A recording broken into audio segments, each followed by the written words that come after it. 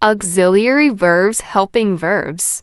Auxiliaries or auxiliary verbs are also called helping verbs. They are used with lexical verbs or main verbs to form tenses, passives, questions and question tags, negatives and short answers.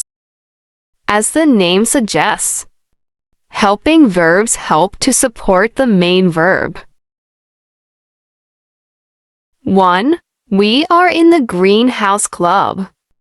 Are, helping verb. 2. You should complete the work by tomorrow.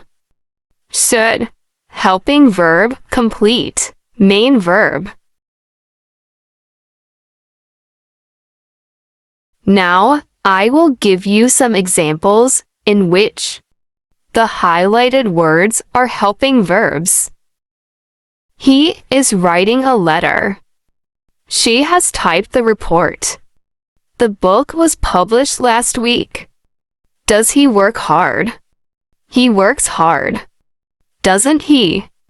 She did not come to the party. Have you finished the work? Yes. I have. No, I haven't.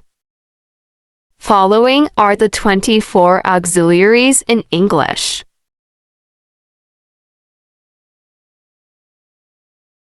The auxiliaries. Am, is, are, was, were forms of be. Have, has, had forms of have. Do, does, did forms of do. The auxiliary verbs form negatives by combining with not. End. Form questions by changing places with the subject. For example, 1. He is writing a letter. He isn't writing a letter. 2. She has finished the work. Has she finished the work? The auxiliaries. Am, is, are, was, were are forms of be. Have, has, had are forms of have. Do, does, did are forms of do.